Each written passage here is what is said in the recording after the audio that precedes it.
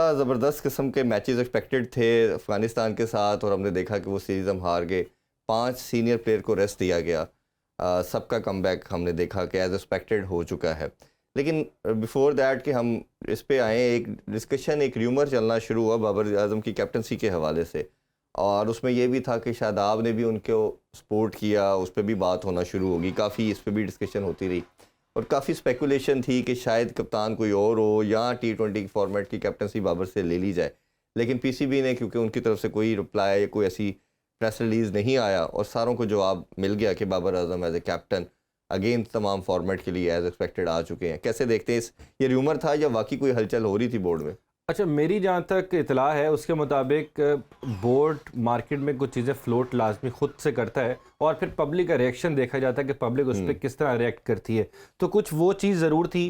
पहले दिन से हमने देखा जब ये नई रजीम आई, उन्होंने एक पहले ट्रेंड चला था कि सोचना भी मना है, जो कि शाहीन शाह अफरीदी ने भी ट्वीट की थी, और उसके ऊपर उन्होंने आकर उसको कोट्स भी किया और रीट्वीट्स भी किया, और पीसीबी का बाकायदा उसके ऊपर रिएक्शन आया था कि ऐसा कोई भी ट्रेंड काबिल कबूल नहीं होगा।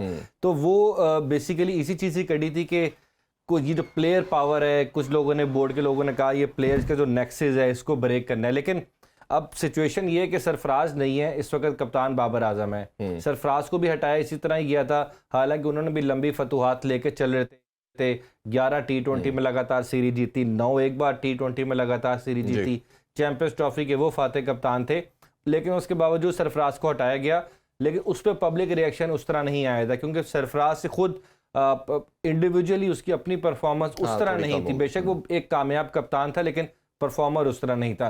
तो बाबर आजम के केस में थोड़ा डिफरेंट ये है कि वो कप्तान होने के साथ साथ इंडिविजुअल परफॉर्मर बहुत अच्छे है, और पाकिस्तान टीम को लीड कर रहे हैं। और ख़ासकर हमने ये सीरीज़ के अंदर देखा जो हमने अगेंस्ट अफगानिस्तान शारजा में खेली, कि हम अपने सीनियर प्लेयर्स के बगैर गए थे। लेकिन उसमें एक वकर एक स्कूल ऑफ थॉट ये भी है ना कि हम बाबर आजम, आल्दो कि हमारा नंबर 1 बैटर है दुनिया के, शायद one of the best batter भी कहा जाए तो गलत नहीं होगा। जहाँ कोहली की हम बात करते हैं, विलियमसन की बात करते हैं, बट ग्रेजुअली हमने देखा कि इन लोगों ने भी कैप्टनसी छोड़नी पड़ी इनको भी। जब आपको फतूहात नहीं मिलती, आप कोई टाइटल नहीं जीत पाते, और ख़ास तौर पे जो हमारा सब कॉन्टिनेंट की बेल्ट है, इसके प्रॉब्लम कुछ और तरह के हैं।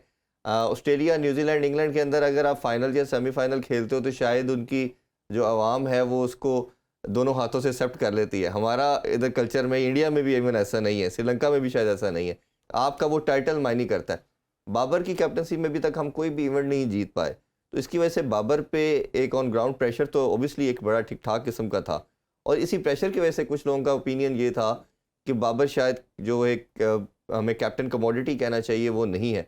आपको लगता नहीं है कि ये इनसाइड जो एक आपने बात की कि बोर्ड खुद फ्लोट करता है, ये काफ़ी हद तक ये डिसाइड हो चुकी थी, या फ्यूचर में जल्द दोबारा हो जाए? देखिए, 2019 के अंदर बाबर आजम को कप्तान बनाया गया, तो अक्टूबर के अंदर तकरीबन लगभग उनको 3.25 साल होने वाले हैं जब उनको ये कप्तान बनाए हुए। अगर उनकी हम अचीवमेंट्स देखें तो उन्होंने last year T20 world cup का फाइनल खेला, उससे पिछले साल एशिया कप का फाइनल खेला, उससे पिछले साल T20 वर्ल्ड कप जो हुआ उसका सेमीफाइनल खेला, अगेंस्ट ऑस्ट्रेलिया हारे। तो अगर 3 सालों के अंदर, 3.25 सालों की उनकी कारकर्दगी एज ए कप्तान देखे तो शायद उतनी बुरी नहीं है। वो अलग बात है कि हम होम सीरीज़ में हमें अगेंस्ट इंग्लैंड भी शिकस्त हुई, हमें होम सीरीज़ में न्यूजीलैंड के खिलाफ भी हम स्ट्रगल करते हुए दिखाई दिए। वो आपकी बात बिल्कुल एक लिहाज से ठीक है, लेकिन अब ये नहीं कहा जा सकता कि इस वक्त सीनियर्स की जाए जूनियर्स को ऐड किया जाए। जो इस वक्त हमारे पास प्लेयर्स हैं, इवन बाबर, शादाब, ये सारे जो फ़खर, ये अपने मिड कैरियर के अंदर मौजूद है। इनको ये नहीं कहा जाता कि ये सीनियर प्लेयर्स हैं, हालांकि जिम्मेदारी इनके ऊपर ज़रूर है, लेकिन इतने लंबे कैरियर नहीं है। बाबर का कैरियर देखें 2017 से उसका कैरियर शुरू है, लगभग 5 साल अभी तक उसको खेलते हुए हैं, तो अभी उसके बाद टाइम है। तो अब बहुत सारी चेंजिंग करने से टीम का जो एक मोमेंटम बना हुआ है, या जो उनकी आपस में जेलनेस है, वो कहीं ना कहीं डैमेज ज़रूर हो सकती है, जिसका खदशा मुझे मौजूद लगता है। और शादाब ने जिस तरह बड़ा ओपनली कहा कि बाबर आजम हमारे बादशाह है, मैं तो उनके वजीर की हैसियत से शारजा जा रहा हूं और टीम को लीड करूंगा। बट शादाब की कप्तानी के अंदर भी बहुत सारे फ्लॉज नजर आए इंटरनेशनली, या ये भी कह सकते हैं कि सिर्फ मैच उनके पास 3 थे, टीम कम्बिनेशन बनाने में थोड़ा मुश्किलात हुई उनको। ऑब्वियसली हमने देखा कि सेकंड मैच के अंदर इमाद वसीम को 12वां ओवर दिया गया, नवाज को 7वां ओवर दिया गया, जो लोगों ने बहुत सारी शाह को ओवर दे दिया गया, एहसानुल्लाह अच्छी बॉलिंग कर रहे थे। हाँ, वो तो ये कुछ ऐसे फैसले हुए। तो इसके बाद ही लोगों ने कहा, देखें इसमें कोई दो राय नहीं है कि शाहीन शाह अफरीदी ने साबित किया है कि वो लगातार उन्होंने 2 बार लाहौर कलंदर को ट्रॉफी लिफ्ट करवाई है। एज अ पोटेंशियल जो कप्तानी का होना चाहिए वो उस प्लेयर के अंदर मौजूद है। उसको अगर नाइब बनाया जाता है तो इसमें कोई हर्ज नहीं है। मैं समझता हूँ कि अगर वाइट बॉल के एक फॉर्मेट के अंदर शादाब की जगह शाहीन को नाइब बना दिया जाए तो इसमें कोई हर्ज नहीं है, कोई कवायद नहीं, और लोगों को इतना मेरा ख्याल है रिएक्ट करना भी नहीं चाहिए इस मामले के ऊपर। शादाब को आप ठीक है, आप कैरी करें, आप वनडे फॉर्मेट के अंदर उसको नाइब कप्तान रख लें, T20 के अंदर आप शाहीन अफरीदी को नाइब कप्तान रख लें। किसी भी टाइम आपको ज़रूरत महसूस हो कप्तान चेंज करने की, या कप्तान अगर अनअवेलेबल है उसकी पोजीशन में अगर आप किसी को लाना चाहते हो तो आपके पास ऑलरेडी एक प्रिपेयर्ड कॉमोडिटी मौजूद हो वहाँ पर कि आप इख्तियार कप्तान को लाके ऊपर खड़ा कर सके। तो कहीं ना कहीं मैं समझता हूँ कि अभी इस टीम को बहुत ज़्यादा छेड़ने की ज़रूरत नहीं है, लेकिन अगर हम स्ट्रीमलाइन करने शुरू करें तो वो मेरा ख्याल है कि इस वक्त ज़रूरी है। अच्छा, तो मैं वापस आते हैं थोड़ा सा हम स्क्वाड की अनाउंसमेंट के हवाले से। जहाँ 5 प्लेयर को रेस्ट दिया गया वो सबकी कमबैक हो चुके, एक्सपेक्टेड यही था।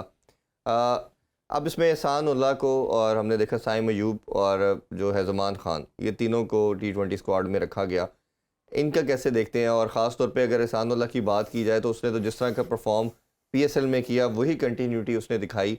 और इसी तरह अगर हम साइम अयूब की भी बात करें तो उसने जो आल्दो के पहले 2 मैचेस में रन नहीं किए, बट तीसरे मैच में बहुत शानदार इनिंग्स खेली। जो एक नज़र आया पोटेंशियल इनिंग्स बिल्ड करने का, टेम्परामेंट का, वो भी उसमें पूरी क्लास नज़र आई बच्चे में। और ज़मान खान भी थोड़ा सा अनलकी रहे मेरे मानने में कि अगर वो आखिरी ओवर में शायद थोड़े रन ज़्यादा होते तो अपना पोटेंशियल जो इनके साथ एक रिकग्निशन बन चुकी है, मैच विनर की लास्ट ओवर करवाना आसान काम नहीं होता किसी भी स्टैंडर्ड के ऊपर। इवन दो उस मैच में भी बड़ी अच्छी बॉलिंग करवा रहे थे। तो इन तीनों के डिसीजन को कैसे देखते हैं? देखिए, मैं तो समझता हूँ कि अच्छा डिसीजन है, बड़ी ज़बरदस्त टीम लगी है। अगर T20 की टीम देखी जाए, शाहिनशाह अफरीदी, हारिस रऊफ, ये as a senior campaigner fast bowling को लीड कर रहे हैं हमारी बैटरी को, ये वापस आए हैं और इनके साथ एहसान उल्लाह मौजूद है।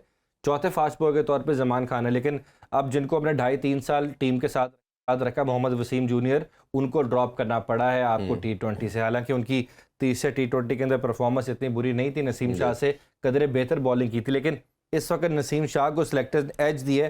तो हमारे पास ये 4 फास्ट बॉलर्स बड़े तगड़े हैं, इसमें कोई शक नहीं है। अगर ये हमारे पास चारों फास्ट बॉलर रिदम में हो तो मैं समझता हूँ कि बेस्ट फास्ट बॉलिंग लाइनअप है पूरी दुनिया का। और इसके साथ साथ अगर स्पिनर्स देखें तो इमाद वसीम, नवाज और शादाब इटसेल्फ, 3 स्पिनर्स की हमारे पास ऑप्शन मौजूद है। और खासतौर पे जब एशिया कप होना है और वर्ल्ड कप होना है तो आपको 3 स्पिनर चाहिए। और मेरा ख्याल है हम जिस तरह अफगानिस्तान की सीरीज में भी बात कर रहे थे कि पाकिस्तान अगर 3 स्पिनर से भी जाता है तो एक अच्छा कम्बिनेशन लास्ट मैच में गए भी और उसमें रिजल्ट भी आपने देखा कि ऑल टुगेदर डिफरेंट हुआ। तो हमें मेरा ख्याल है कि आपको तीनों पर रिलाई करना चाहिए। अच्छा, अभी हम उसामा मीर की भी बात करते हैं, पहले इस पर थोड़ी डिस्कशन कर लें। हारिस एक बड़ा अच्छा पोटेंशियल हमें नज़र आया, लड़के के अंदर शॉट्स भी बहुत ज़्यादा है, दिलेरी भी रखता है, हर तरह की उसके अंदर इनोवेशन भी वो उसके पास है, रैम शॉट भी मारता है। लेकिन एक चीज़ का फुकदान जो हमें नज़र आया कि हर बॉल पे हिट नहीं कर सकते आपको कहीं ना कहीं मैच्योरिटी दिखानी होती है। एग्रेशन के साथ कंट्रोल एग्रेशन की जब बात की जाती है वो उस पर नज़र आई। और हमेशा हर सीनियर प्लेयर ने, बोर्ड ने भी, कोचेज़ ने भी बात की कि इसके अंदर सब कुछ है लेकिन इसको थोड़ा सा अपने आप को ऑर्गेनाइज करने की ज़रूरत है। तो कैसे इस डिसीजन को देखते हैं कि अब उसको बाहर बैठना पड़ा अपनी इन रैश स्ट्रोक की वजह से? देखिए, स्क्वाड का तो फिर भी वो T20 स्क्वाड में उनको रखा गया है, लेकिन मुझे वो 31 रन की इनिंग याद है जो कि इन्होंने अगेंस्ट न्यूजीलैंड सिडनी के अंदर खेली थी। वो बड़ी शानदार इनिंग थी मोहम्मद हारिस की। उसके बाद लोगों ने उनको काफ़ी ज़्यादा हाईली रेट किया, जिस तरह उन्होंने रबाडा को और नोकिया को छक्के लगाए, बड़े लंबे लंबे छक्के लगाए, तो उस पर लोगों ने कहा कि बड़ी ज़बरदस्त इनिंग है। लेकिन आप ये देखें कि वो 31 रन की इनिंग ही महज उनका कैरियर लेकर नहीं चल सकती। साइम अयूब की अगर हम बात करें, पहले 2 मैचेस के अंदर फ्लॉप हुए, तीसरे मैच के अंदर 49 रन की इनिंग खेली उन्होंने, और वो उनको एक ये नहीं कि स्लॉग करते रहे जिस तरह वो खेलते हैं, 40 बॉलों में 49 रन बनाए, बट वो टीम के काम आए, ओवरऑल देखा जाए तो वो एक अब पाकिस्तान अच्छे टोटल पे भी गया, टीम भी पाकिस्तान की जीत गई, साइम अयूब की इनिंग भी रायगा नहीं गई। तो हमें इस तरह की इनिंग चाहिए। मोहम्मद हारिस को भी मैं समझता हूँ कि थोड़ा सा अपना मोमेंटम जो है उसको स्लो करना पड़ेगा। आप गेम को लेके चलें, देखें गेम अवेयरनेस बड़ी ज़रूरी है। ये गेम अवेयरनेस के अंदर चीज़ आ जाती है कि आपने हर बॉल पे नहीं मारना, आपने मेरिट पे शॉट्स खेलनी है।